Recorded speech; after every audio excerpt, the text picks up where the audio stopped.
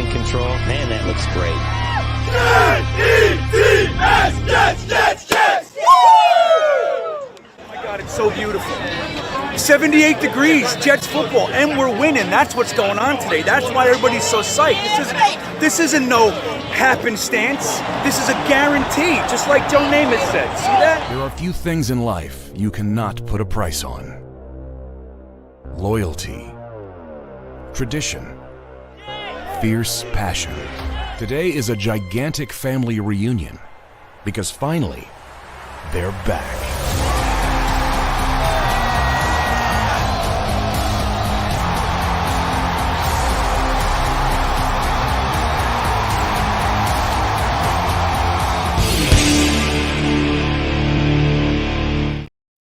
Well, good morning, Jets fans. This is GreenBean, and today is Tuesday, January 3rd. It is 9:03 a.m.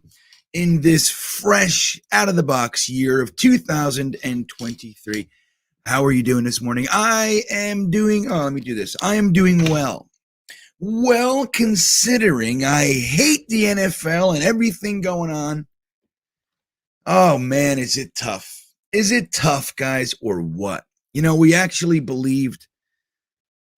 I'm just going to leave it at that. We believed, and it wasn't true. But, guys, let me say this. Number one, good morning to all of you. But number two, I want to just put things in perspective, take a moment, and just talk about the Bills player, Damar Hamlin, who, just watching it is creepy. Now, for a person like myself who has heart issues in my family and in my body, okay, it's all most of the men on the one side of my family, not most, but there's been numerous men in my family that 52, 56, 54, they just die of a heart attack. Boom, done. They drop just like that. Just like that. Now, the gratitude can come in that, there was so many medical professionals around and they were able to keep him going. You got to have gratitude for that, man. I mean, it's the scariest thing in the world. Cardiac arrest right there on the field. The response, they were doing CPR. I believe there was defibrillator action on the field. I mean, there's lots. I'm reading. There's lots of different stories and everything. It'll all settle, I'm sure. But at the bottom of it, Bills, Bengals, Jets, doesn't matter. That's a young man who at the peak of health who just fell. And number one, we just want him to be better. Right? You want him to heal. You want him to come back. Again, thankfully, there were so many medical professionals, people that know exactly what to do, that were right there, mere feet away from him. Thankfully, that was the scenario that took place. Secondarily, it should show us something, man. And not just look, I see Hank. I read a few of your comments. Hank has a pretty good comment, and I agree with this. But even more so for ourselves, as we start this new year, man, it can happen at any second. Any second might be the last time you say I love you to your wife. It might be the last time you kiss your kids. It might be the last time you bite into a cheeseburger. No matter what it is that we're doing, you take that moment and you try to appreciate it. You try to appreciate it and be grateful. And when you're getting pissed off for something petty, and if it's petty, at least I do. I had a guidance counselor, Mr. Gutjar. Mr. Gutjar in 7th grade when I went to junior high school. Remember junior high school? Now it's called middle school, and it usually contains the 6th grade. Mine didn't. In Parsippany, New Jersey, it was Central Junior High School, 7th and 8th grade, and I got to meet my guidance counselor. And one of the things he told me, because I was known as a little bit of a hothead, a little bit. I just, what are you talking about? And I was a little tiny guy. I was 4'11" until my senior year in high school, just to give you a picture, a glimpse. So I was little, man. I was pissed about it. Don't talk. Don't tell me I'm little. But he told me something I still remember. I still remember the way he said it and everything. And I thought he was so dumb when he said it. But it's so applicable, man. He said, hey, here's a trick. If you can do this, it's going to change your life. When you're feeling angry, when you're feeling like responding, like lashing out, count to 10 first. I said, get out of here. That's the dumbest thing. I'm going to count. What is this, math class, Mr. Good Joe? That's what I was thinking. He's right. And the reason for that is you don't say things you don't mean. You don't say things you regret. Like, another thing I was taught, man, once it comes out of your face, it can never be sucked back in. Whatever happens after that, you have to deal with. Sometimes it's beautiful and great and lovely, and sometimes it's the second you say it. Oh, yeah? Well, you shouldn't have. Oh, well, you're a this. I'll tell you guys a funny story. One, maybe during this show. It's early. It's after hours talk, but maybe I'll tell you a funny story about what I did to my wife. I thought I was in the right, and the second I did it, I knew I was a complete idiot. So I'll tell you that. Maybe some of you already know. But anyway, prayers up, dude. Prayers up. If you pray, if you have some semblance of a spiritual connection in that way, throw one up. Throw one up for him, man. It can't hurt. And number two, if you don't have any spiritual connection, you believe in vibrational or positive energy, and throw one up. Throw one up, man. It's a young man. It's a young man who worked his entire childhood to get somewhere. He got there, and he had a fucking cardiac arrest on a huge stage. Monday Night Football, win, trying to take home the number one seed and all. It's a huge, huge game. Most of the NFL world is watching, millions. And he just dropped. So anyway, prayers for him, man. And remember about our own life. Use it to remind yourself, why was I going to argue with my wife this morning about dust on the stereo? I'm getting tired of every day I come out here and there's dust. That kind of shit. Fucking cares, right? I get it. Believe me, I do that shit. My wife likes to open bags. Listen to this. She likes, I don't have a bag to show you. Like, let's say you're opening a bag of, dog treats, and it has the peel. You open it, you rip it at the top, and then there's like a reseal strip inside, right? My wife does this 100% of the time. I've been married to her for 15 years. We've been together for 17. She's done it from day one. She still does it today. She did it this morning. Whatever the reason, she opens the thing, she pulls it open and leaves it attached, the flap.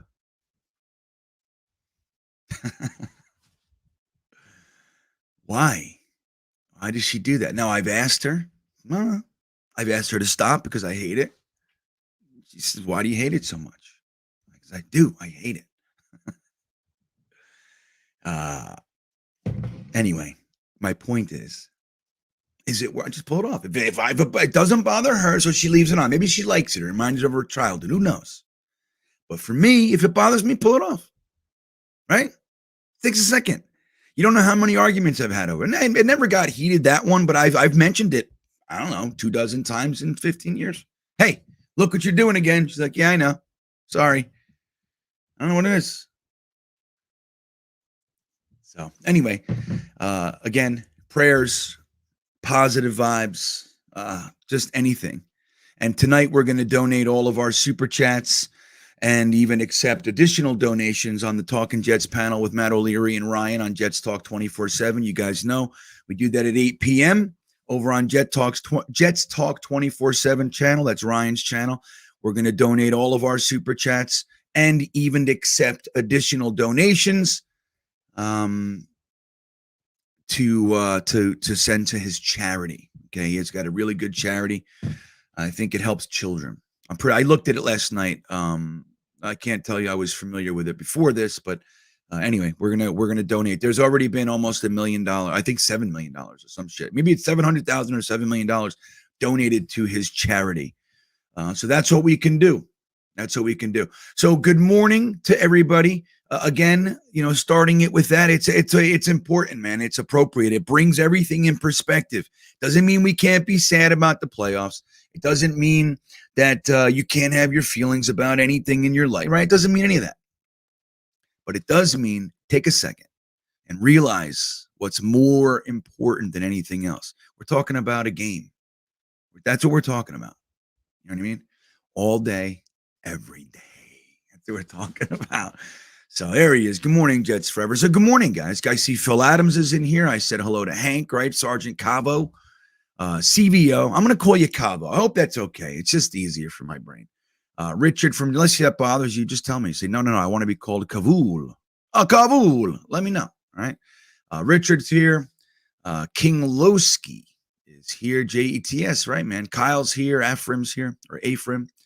My buddy Hepburn is in the house. John Hepburn, I got to meet him, among many others, at the Coney Island Cyclone last year, which we will be doing again for opening day next year. I think the Hepburn, we're going to do even though we did a pretty good job promoting it last year, I'm going to make it more established. Like I'm going to do something with it. I was trying to get some press there last year, but we were still too small. As it picks up and as morning shows try to steal our damn idea, like wearing a Jets jersey on a roller coaster and talking about how the Jets' life is up. Get the fuck out. It's our job. That's what we did.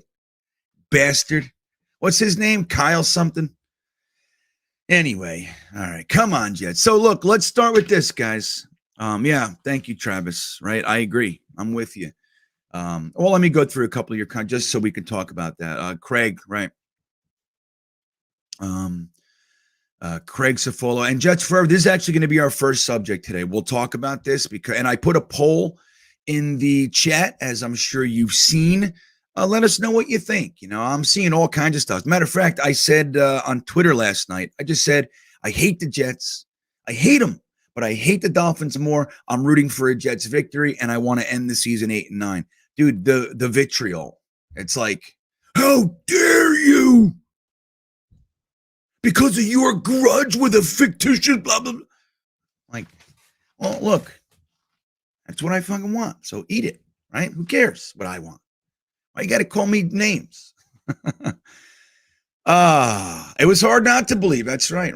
Good morning, Jay-Z Jets fan. Let's see, Hepburn. Flexus Maximus. Yeah.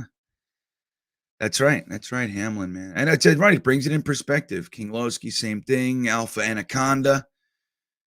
And we'll talk, before, they ended up canceling the game. And now look, to absorb this personally, which is just, silly to do, but I'm doing it. I wonder, there's two sides to them postponing the game. One is, why didn't we postpone the game when Dennis Byrd was paralyzed right before our eyes? He laid on the field for an hour. You know what I mean? Like, why didn't we as soon as he was wheeled off, they continued to play. The Jets got killed. Their heads were out of it. And so why is this any different, right? Then they thought Dennis Byrd was dead. You know what I mean? And he was paralyzed. Same thing. What was the Detroit Lions offensive lineman? It happened a couple years. Utley, right? Mike Utley. He was paralyzed too. But they chose to postpone the game. Now I can be upset about what happened to us. Why not Dennis Byrd? Blah blah blah blah. I could do that. Believe me, I had that voice in my head. The other side is, well, maybe we learned a thing or two about decency. Maybe we learned a thing or two about about how to address certain things. Maybe they looked at that and said, I can't believe we finished that game. We'll never do that again. I don't know. But it's going to be really interesting. It's going to be really interesting. There he is, Matt O'Leary. Hey, buddy. Good morning, Matt. It's going to be really interesting to see, if what types of injuries in the future. I mean, obviously, we don't want to see any of that stuff. We really don't, man. I mean, that's the stuff, man. You don't want to see cardiac arrest. You don't want to see paralyzing. I don't give a shit. Like you've heard me say, I hate Tom Brady. And I've shared this with you many, many, many times. I hate Tom Brady in an NFL capacity. That's it. Tom Brady's a weird example. I don't like him either on the outside. He's a little bit, but the truth is, I'm not rooting for him to be hurt. I'm not rooting for him to have, pain in his personal life. I never am. Never. As much as I was mad at John Abraham for not playing in the playoff game, and you know what I mean? I was pissed, and I didn't like him. My wife told me I should be working on my resentment toward John Abraham. That was what, 2004, something like that. And then there I was. I met my wife in 2006, and I was still in like 2007, 2008, like John Abraham. You know what I mean? She's like, dude, you need to work on that. But still, even with my feelings that way, you think I'm rooting for him to have pain. Now, John Abraham's a mess out there. I don't know if you guys have heard. I'm pretty sure he's having very serious mental health issues. Now, I don't know if that's all real. I stumbled on some stuff, really, really creepy, sad stuff, man. But again, that breaks my heart. Breaks my heart. We're never rooting for somebody in their personal life. And that's, with Hamlin, that's exactly what this is, man. I mean, the game becomes completely irrelevant. And I think the NFL, while I'm upset when I compare it to our guy, I can't help it. I'm like, well, why didn't Dennis Byrd get that same treatment? You know what I mean? I think it's the right thing. I do. And now Roger Goodell has to figure out what to do. When do they play? It has to be within 2 days or something like that. So today, tomorrow, it has to be one of these 2 days. So he's going to make the decision today, I imagine, with all sensitivities.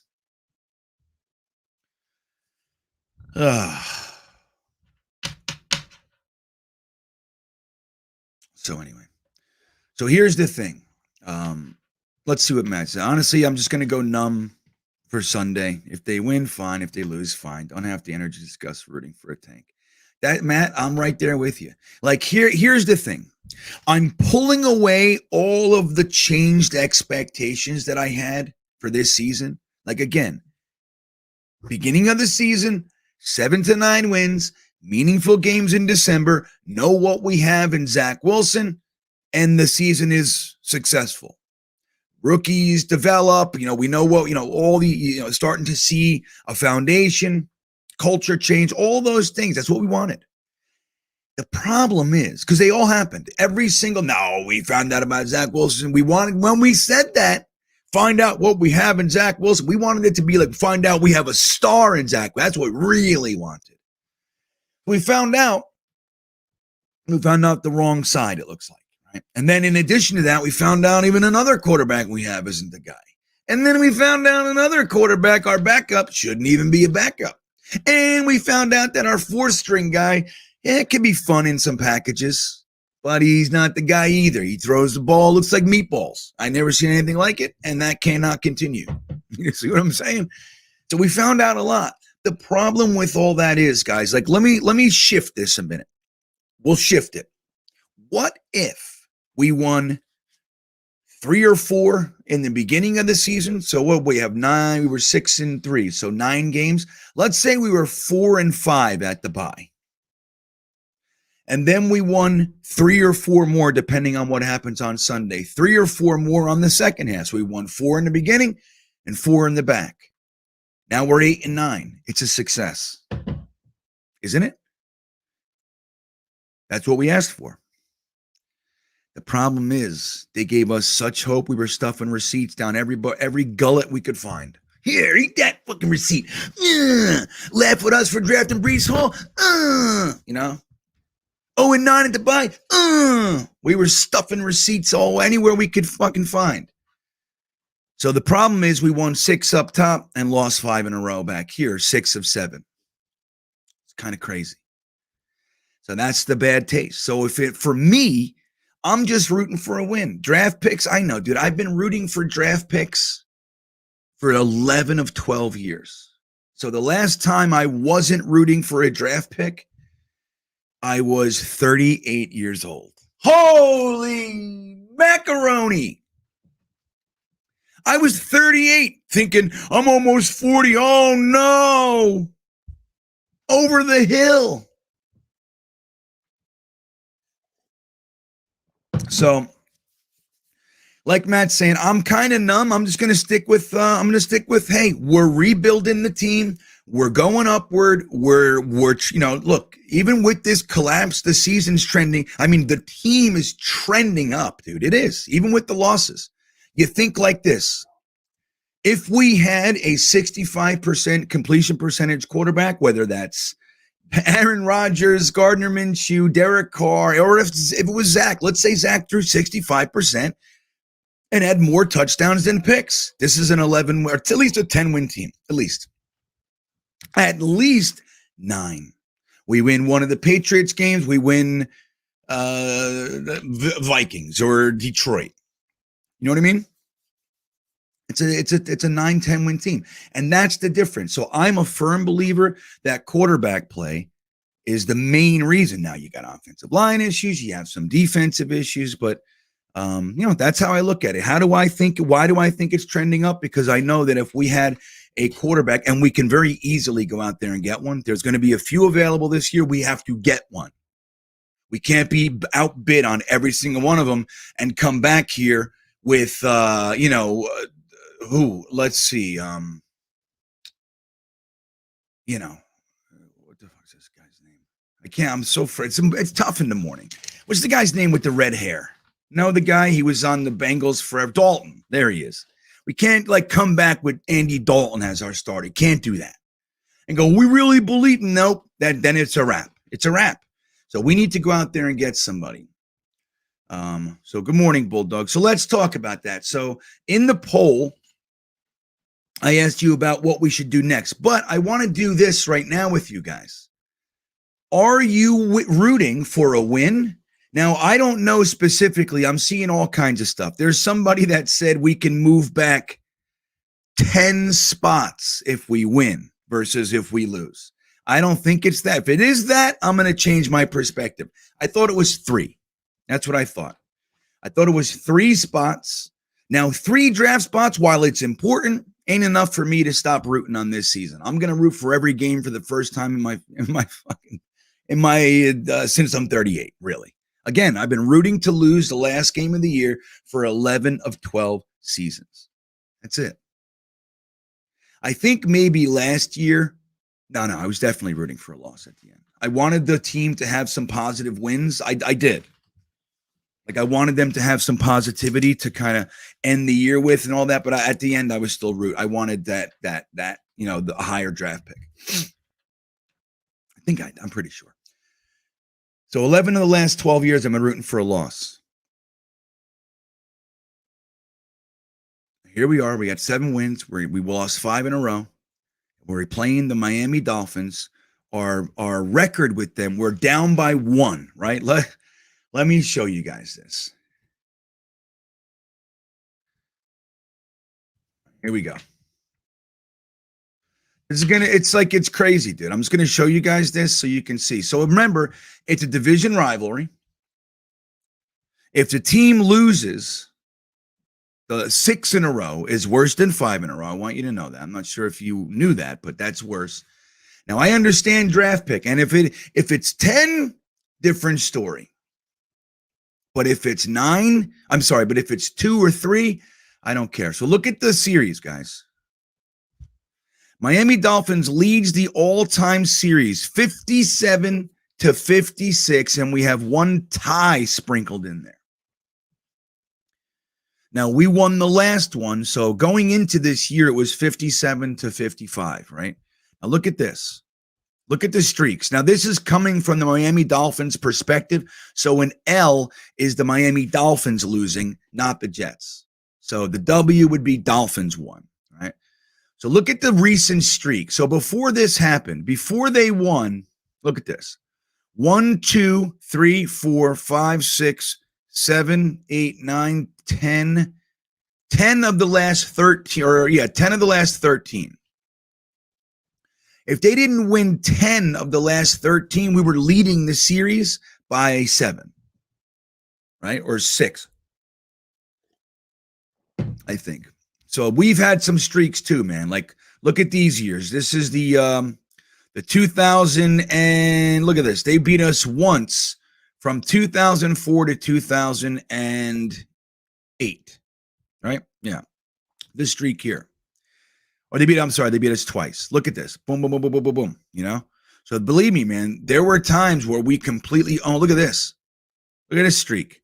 They didn't beat us once from 1998 to 2001. They didn't beat us one time. See that? Look at this. So again, we're talking about football. We're talking about seasons. We're talking about division rivalries. Now, I respect anybody. Say, I don't care about any of that. I want the draft pick at this point. We made it 17 of the 18 weeks, 16 games of the 17 games, rooting for our team to win. For me, just for me, I think I'm going to call this one a wrap, and I'm going to root for them to win again. And if they have Skylar Thompson playing or something, I just don't want to go out losing again. I don't want to do that. I just don't. And I would love to stuff the Miami Dolphins a peg lower. Now, here's the thing. This is the way I think. Oh, yeah, man, we've lost many games. That's what I'm saying. And like, look, like Ephraim, think about if we had 65% completion percentage through all the past last. I'm just saying, like, people say, oh, numbers, yards don't matter. Yes, they do, dude. Yes, they do. Now, it doesn't tell the whole story, but 110 yards versus 315 yards, they're different. You know what I'm saying? It's significantly different. Anyway, we don't have to talk about that. I'm just saying, if we had that play, and then you can add if Brees Hall, if AVT, blah, blah, blah. Every team loses players, so we're not going to do that. But that just shows it's not as big of a collapse as it feels like. It is. Don't get me wrong. But as far as I'm talking about for the long haul, it's not as big of a collapse for the long haul as it feels like right now. There's a lot to like, man. So, shit, what was I just talking about? Oh, so the game. So I understand draft picks, and maybe one of you guys can correct me on exactly how many picks. I don't know if we know for sure, but here's the thing. If we beat the Dolphins and the Pats lose to the Bills, the Steelers go in and all three of us sit. I want to do that. Now, if we lose to the Dolphins get in. You see, now they're going to be one and done. It's my belief that doesn't matter either the Patriots or the Dolphins. They're one and done. There's no way that Skylar Thompson limps into the postseason and they play the Chiefs and they're winning. You know what I mean? That's my thought. Now, the Patriots, they are in a better situation than the Dolphins right now, for sure. But they're not going to beat the Chiefs. There's just no, if they end up playing the Bills, which I think it's the Chiefs, if they play the Bills in the playoffs, dude, they're going to wipe the floor with the Patriots, in my opinion. They're going to stomp them. And like, if they need to win, like this whole thing with Hamlin it changes the course, right? This could be hard for a lot of those guys to take. It really can. So we'll see. But either way, I'd rather them just not get in. So I'm rooting for the Jets to beat Miami and that takes them out, except for it could catapult the Patriots getting in. But if the Bills beat the Patriots, it's the Steelers that get in. I believe.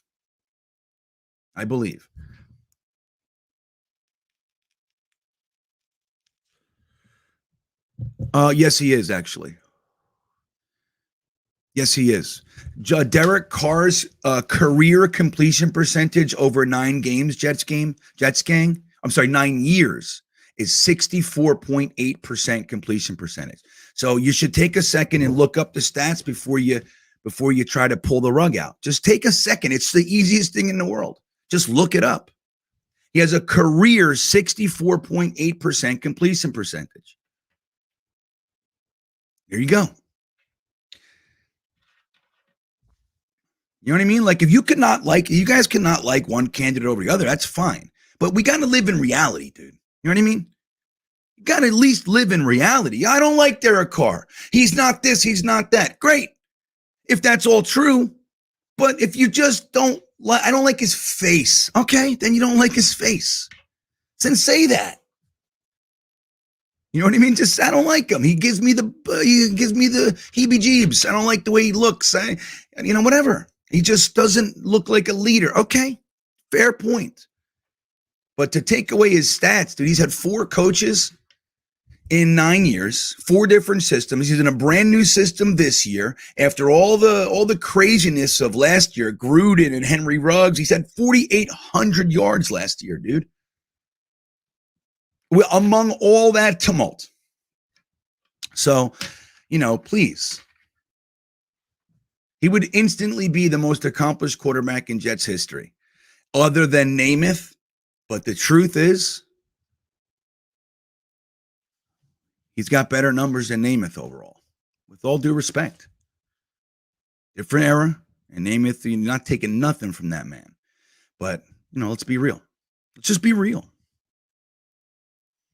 All right, let's see. So you guys want to win the game or lose the game while you're thinking about it? And tell me why. And I'm going to get to we'll get to your answers, okay? But in the meanwhile, V-Man checking in. What's up, V-Man? Happy New Year, buddy. Every time the Jets miss the playoffs, I go into my local supermarket and I'll hear 2 old gentlemen talking about how the Jets have not made the Super Bowl since they practiced in peak skill. Yeah. It's something, isn't it, man? It's something. And here's the thing. Like, B-Man, I'm not sold on Robert Saleh. I want you to know that. All right? I'm really not. There's a lot that I just don't dig.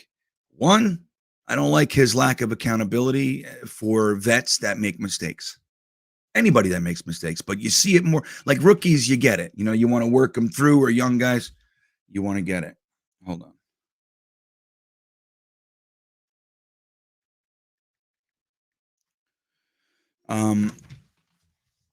But I don't like that lack of accountability. Like when somebody's really making mistakes, you got to pull them, dude. Now, I understand how letting them work through it, but at the behest of the game, at the behest of winning the game, it's like, what are we sacrificing here? And it's me. If you got a guy, he's like flying off the handle, you sit him down. If you got a guy who's completely underwater, sit him down. If you got a guy who's being an asshole, he's getting 5 penalties, sit him down. Let him know. Like a good one is Berrios with his punts. You got to look into his eyes and go, dude, what's wrong with you? What's the matter with you? I don't know. And again, if he's glazed, sit him. Put another guy in there. Now, if you don't have another guy that can return punts, then that's a problem. I don't believe that's the case. So there are things, but that said, you have to also include into the soup. This is a completely different feel. Like, dude, we were in the playoff hunt, as imperfect as it was, in January. When's the last time? We've done that once in 11 years. Now, again, I'm not minimizing the epic nature of the collapse. I'm not. But I'm trying to keep things in perspective. Again, I don't love Robert Saleh's job as a head coach. I don't. But I also have to acknowledge the positives to see where I'm really sitting. For me. But what V-Man is saying here, it's fucking tough, man. And now, a lot of the younger fans, you didn't realize what it was like. Like you guys that are 3-5 years into this thing, 6 years with us, even, if you're 10 years in, you don't remember what it's like for the town to be split. Like for many years, my high school years were the Parcells, Lawrence Taylor Jets. That was when I was in school, in elementary school, all the way to high school. The Jets, we'd have one good year and we'd suck, and then we'd blow it, and there were the Giants. So they were on this side of the town and the Jets were down here. Now, for the past, 6-7 years, the Giants and Jets have been hanging around the bottom together. So it made it less painful, at least as far as like when new fans go, I don't know, I don't care about the Giants. I root for the Giants. Like, not me. I remember, dude. I remember what it was like and how brutal Giants fans were and sports talk radio back in the days of the Fan ruling the roost. We had 880, we had the 660. They were the sports rate, and they would just rip the Jets open and they would praise the Giants. It's happening right now. And the reason that it's so much worse is because we both were down here. The Jets started first with their little rebuild, the 2-year rebuild. They passed on the guy that the Giants hired, and he took off and went further than us. Now, I'm going to just tell everybody, when people like to overreact, remember Man Genius? Remember him? He came out of the gate and took our team to a 10-6 record and the playoffs his rookie year. And that did not mean he was going to be great. I think the next year he had 4 wins, right? And then he ended up having 9 or whatever, and they fired him because of a collapse just like this. And they hired Rex.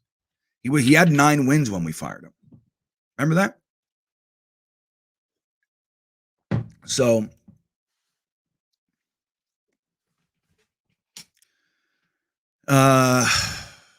you're going to see, you're going to feel it. New fans, you're going to feel it now. It started yesterday with Francesa ripping Robert Saleh and placing Dable on a pedestal. Just brace you. If the Giants win a playoff game, you'll see. It's incredible. It's already going to be bad. Morning, Y2K. Thank you for being correct, for saying I'm correct. I always love that. Indy Jet says, how can you say the offensive line because it wasn't the bigger problem? Again, Jay, I don't know how much film you're watching. Okay, like actual game film, the coach's film afterward. I watch almost every game. There was like a couple times I didn't this year. I at least watched the all 22 once, and that little rewinding. Now I'm no Joe Blewett. I want you to know that. Okay. I'm no Dom C, but I watch it and I know what I'm looking at. I just don't know, a lot of times like what I'm not a coach and I don't really have any aspirations to be one. So it's not like I'm trying to understand certain nuances of, the play designs and that. I just want to see what's going on. I want to see who's missing their assignments and stuff like that. If you watch the coach's film, I'm not saying the offensive line has been great, but more than enough games this year. There was look at last week with Mike White. There was more than enough time. More than enough. Offensive line did a good job. Now, I'm not saying the offensive line is the Dallas Cowboys in the 90s. I'm not saying that. I'm just saying they were good enough most games. They had their problems. But there were so many plays where there was enough time and there were open receivers and the quarterback either didn't see it, didn't pull the trigger, or threw it high or low. I'm just telling you, it was nonstop. It's painful to watch. I'm telling you. That's why when people are like down on LaFleur, I'm down on LaFleur, but not in the way some people are. I'm down on the offensive line, but not on the way some people are. I think the offensive line has to be fixed for sure. There's Jets forever. Please with the Zach shit. Please today. Like we know, dude, you're not changing anyone's mind and clearly you're stuck on stupid over there. So just keep it, please. Every stream is about the same thing. Can we just stop? We're trying to talk about, we're moving forward. All right. Of course, Zach's going to be a part of that, but it can't be this stuff. Zach had 120 yards, whatever the hell it was, against the Lions. Like, please, he was terrible for most of that game. It's crazy. Just please stop. Let's see, George, I don't care about. So that's my thing with the offensive line. Again, I'm not saying we don't need to fix it. I don't want to keep Fant unless he's like on a backup, thing or something. I don't know. But let me tell you, man, they were good enough a lot of the time. Good enough, not great. And then when you had the whole stack in the box thing because our quarterbacks weren't a threat, then they got even worse. That's their worst period of the year was when it was established that our quarterback was not a threat. He was in a slump. And they just put 8 and 9 guys on top of the line and they couldn't do a damn thing. That's it. If the quarterback made them pay 3 or 4 times, they would have went, oh, shit. Like 3 good deep passes, some touchdowns, stuff like that. And there were guys, believe me when I tell you, there were opportunities, man. Like when you watch it, you're like, there's another one. He's streaking down the field. He's wide open.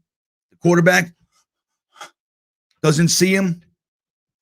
Throws it 10 yards past him or underthrow, whether it's Streveler, Zach, Mike White, Flacco, they all did it. Believe me.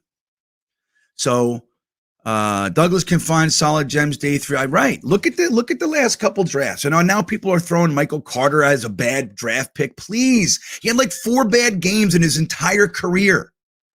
He's not a bad draft pick, Michael Carter. It's crazy. I don't know what happened there. I don't know why they stopped using him. I don't know. Just like they didn't use James Robinson. Like, I don't know what these are the problems I have with Saleh and LaFleur. I don't think they have really a strong grasp on the proper usage of personnel. That's a concern of mine. And I'll throw Zach into that, you know?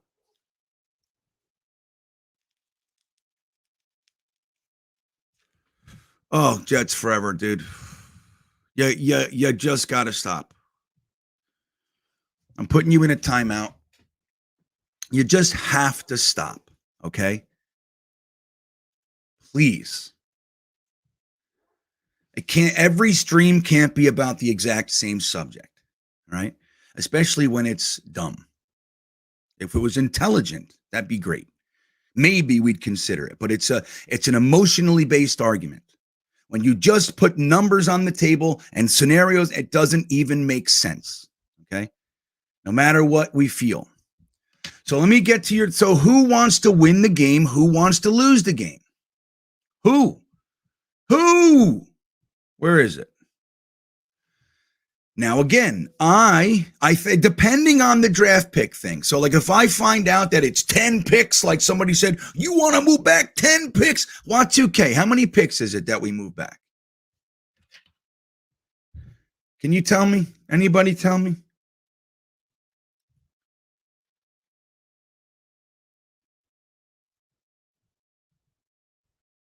Can you guys, so who do we got here? Let's see. Let's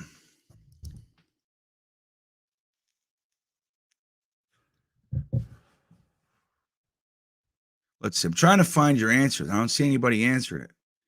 Yeah, we're on, George. We're on the Talking Jets panel's on tonight. And again, we're donating all super chats and even additional donations. We're trying to set that up to Hamlin's charity tonight.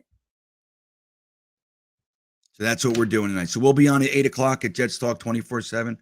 Let's see. I'm trying to figure out who wants to win the game, who wants to lose the game.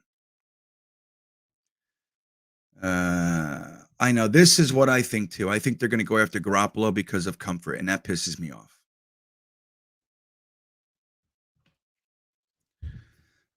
What's his stats? Jesus.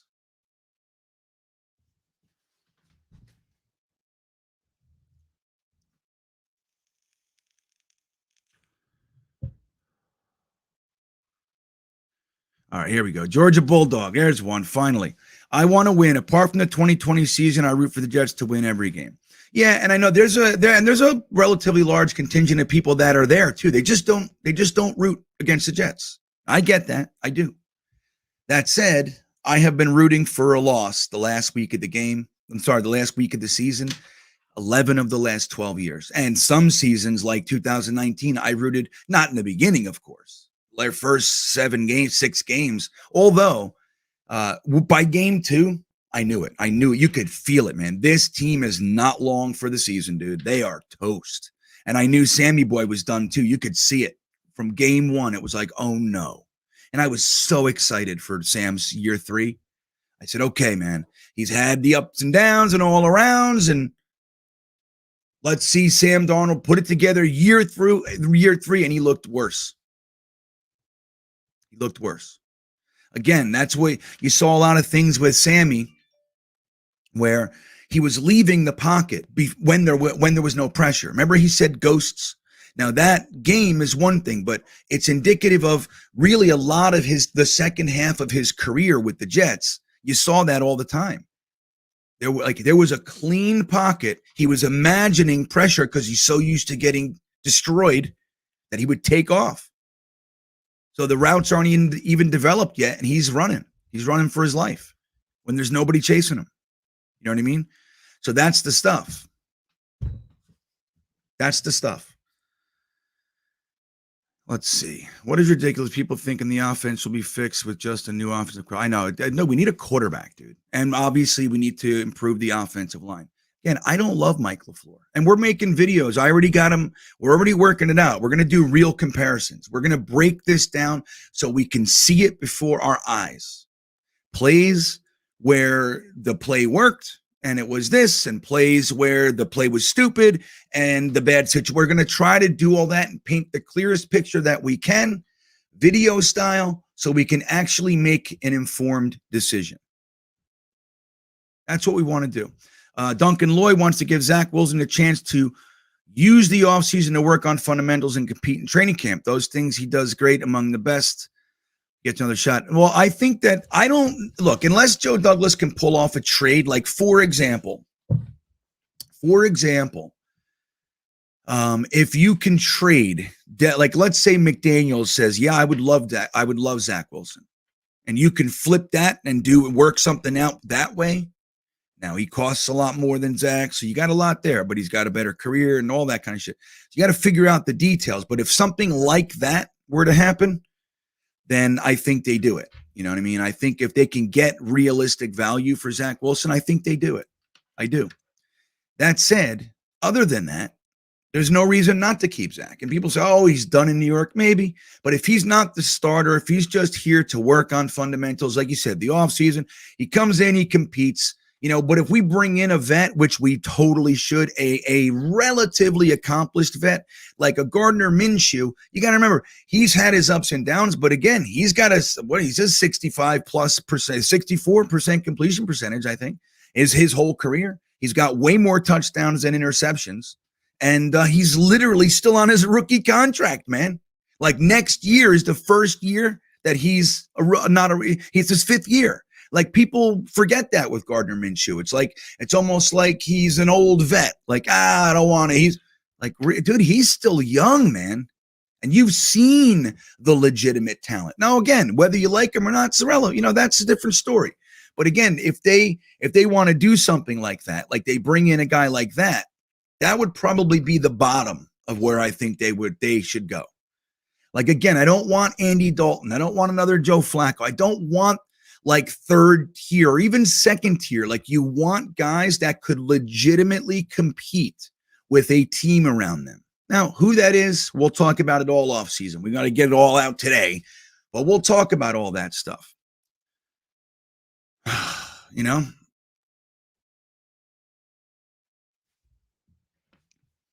But as far as who's at fault, I don't know. And whether or not they give Zach another shot, again, Duncan, he's under contract, man, and he's expensive to cut.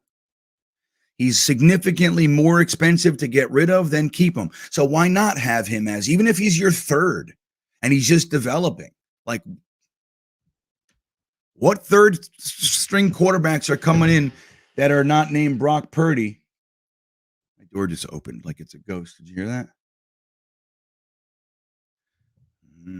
Creepy. Who's there?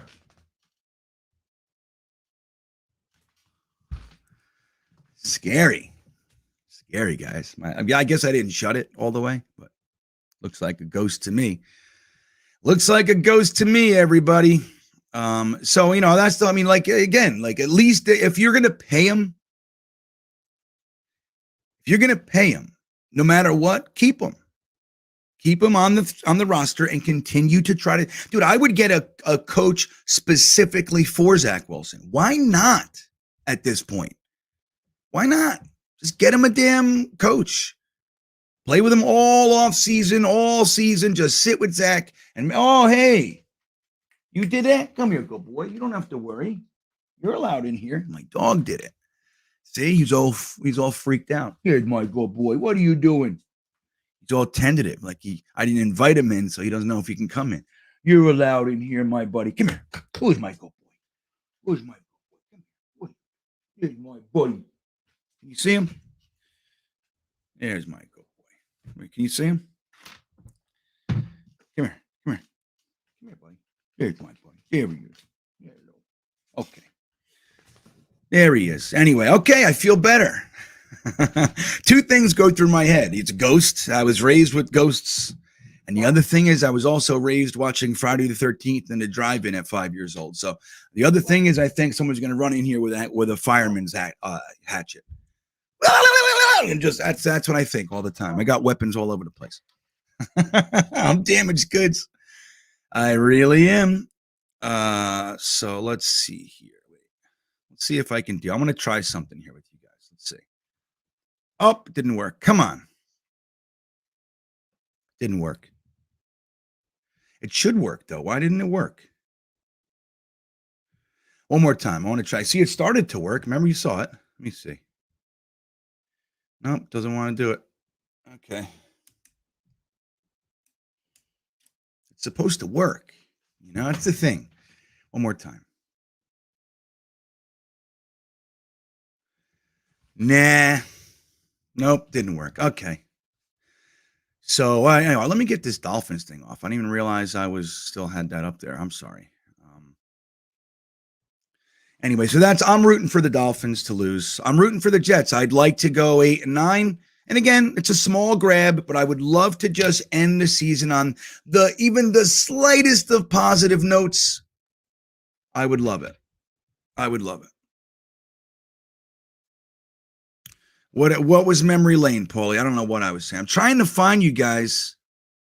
Oh my God, dude, Mike White was atrocious. Now I just want to point out though, it wasn't just him. He was atrocious, and he showed us more than likely you can't put all your eggs in the Mike White basket, dude. You can't. You can't. That's what I saw. Again, I was hopeful, just like I was with Zach. I was hoping. I got to remind people of this. It's the craziest thing. I am a Jets fan.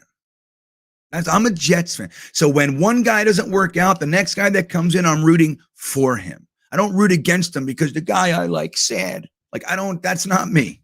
You know? So I was hoping, but I knew it was a long shot with Mike White. Like, please. I liked him. Good enough, but he came in and he showed us that he's probably not the guy. That said, dude, look at those. Corey Davis, Uzoma, Conklin. Conklin didn't drop any, actually. I thought he did. Garrett Wilson. Yeah, that was a bad pass. But let's say at least Uzoma and Corey Davis, they were all first downs. Drops. The two, Corey Davis like this, Uzoma like in their hands, dude. So that stuff doesn't help. But again, I think we got a pretty good picture. In the same way that like Zach would have drops and the same shit. I praise Zach for the right thing, and I tell him I say he's off when he is. You know what I mean? Same thing. Let's see.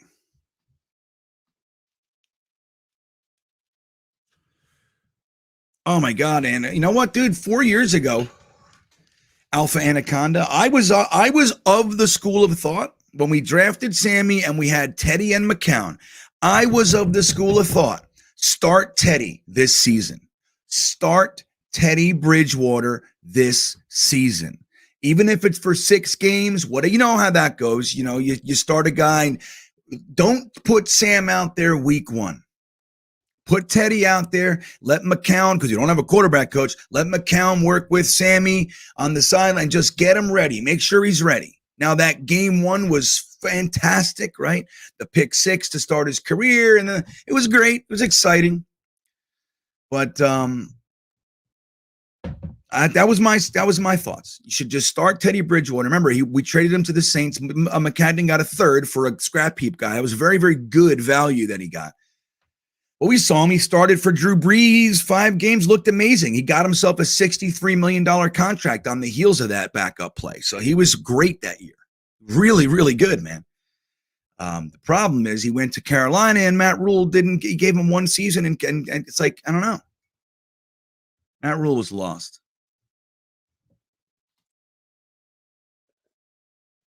Let's see. Kareem Carson says high as 10, low as 21. That's big. That's a big thing. Nick wants to lose. Yeah.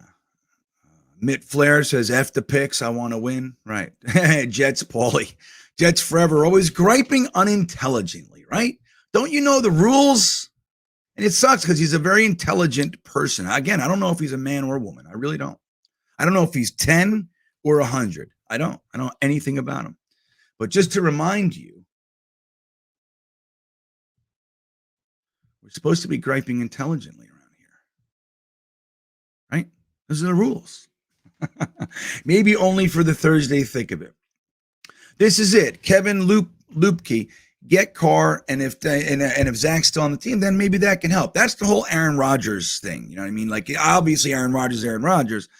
So you get that, but then it's like, on top of that, what better quarterback to have in front of Zach Wilson? That's his idol, and they have a good relationship.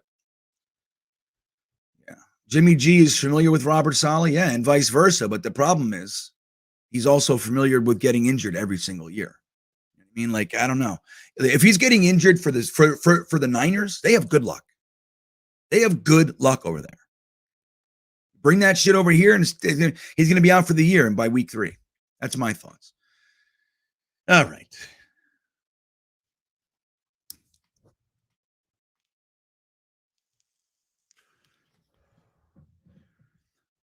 Let's see where we are. All right. Who's saying Gase is better? Who is? Who's saying that?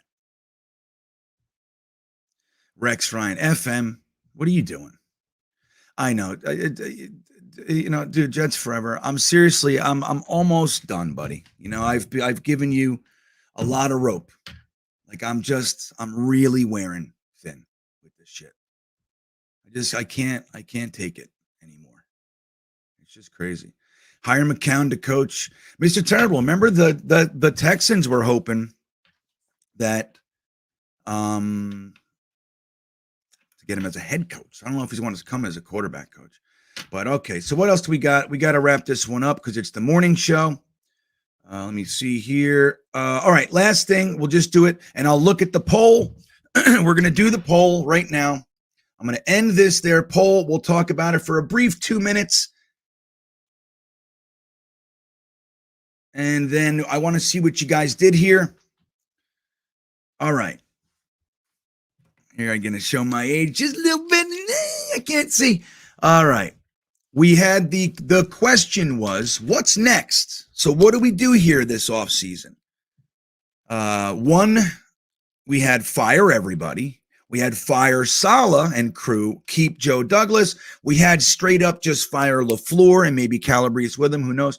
And then we had keep rolling with this crew and try to actually give them the opportunity to overcome the obstacles. They've already improved the team. It's undeniable. It's undeniable, right? This is the best record, especially if we win. Sammy Gase had the 6-2 run at the end of the year. You know what I mean? Same kind of shit. But since that, so that was what, 4 years? So if we win the game, it's the best record since 2015.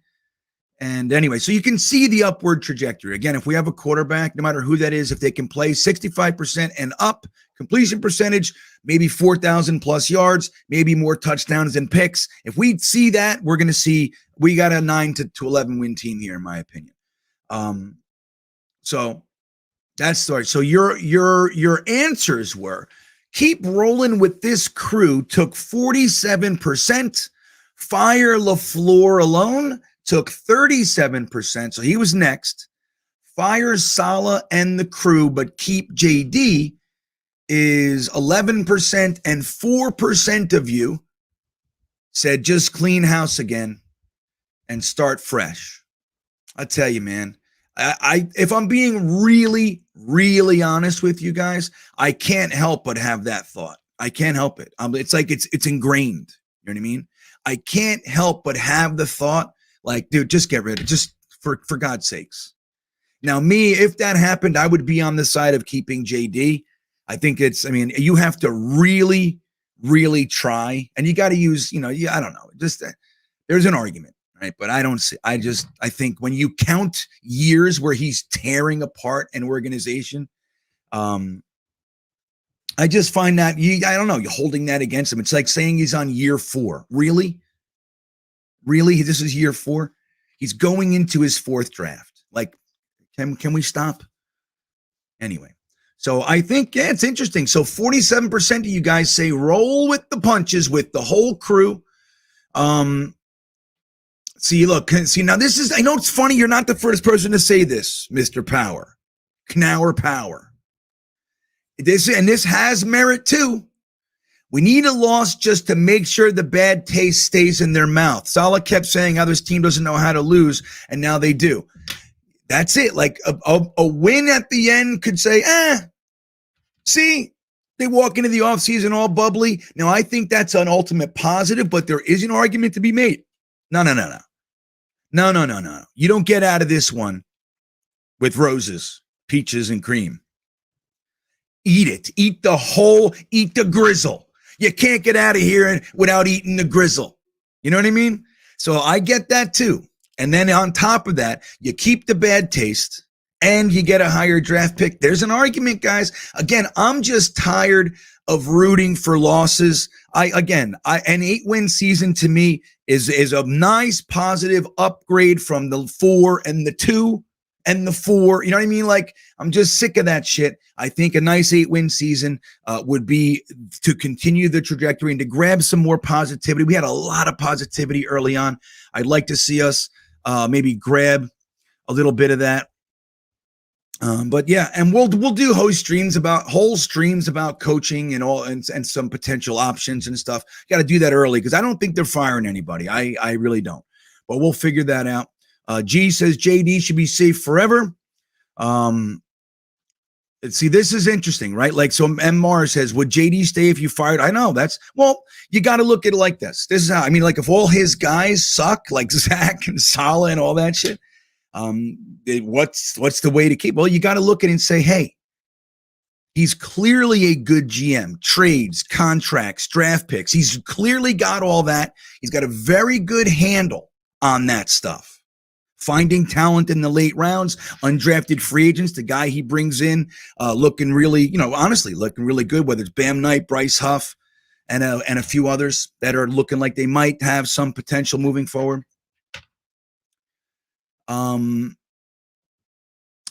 Anybody can, look, it's his first time ever doing it. Do you only get one crack at it? You only get one swing? Is that it?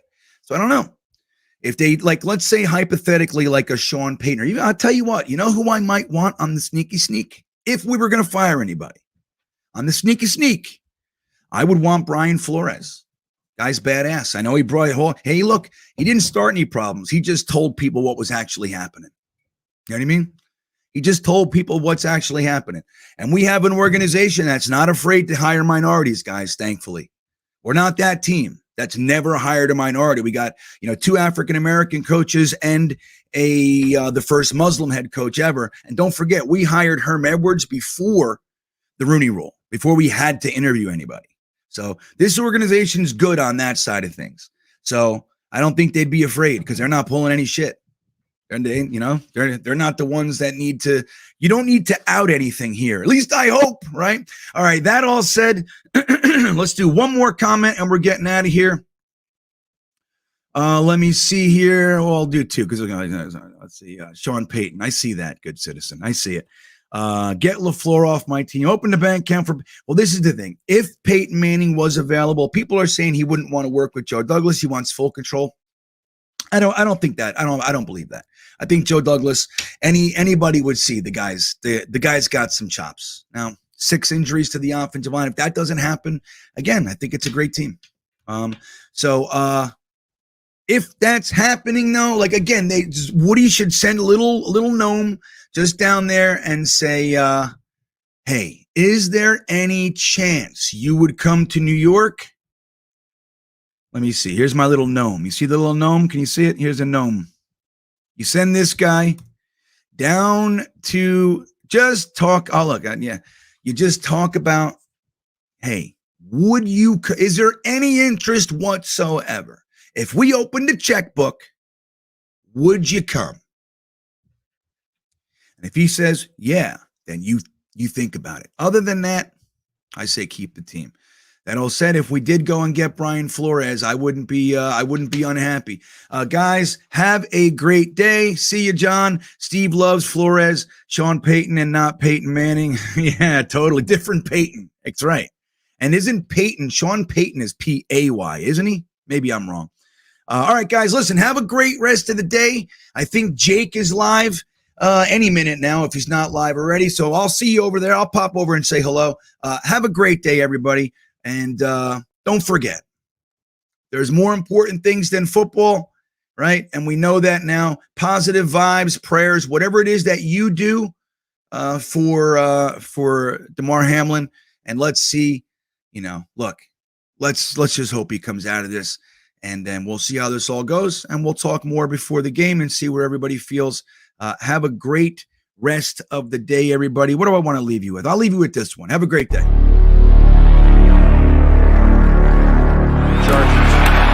Second and 9, and Rivers. Colbert, what a stick by his own guy. By his own guy.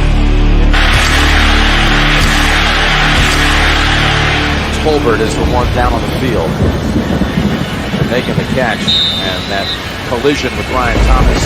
Injury timeout.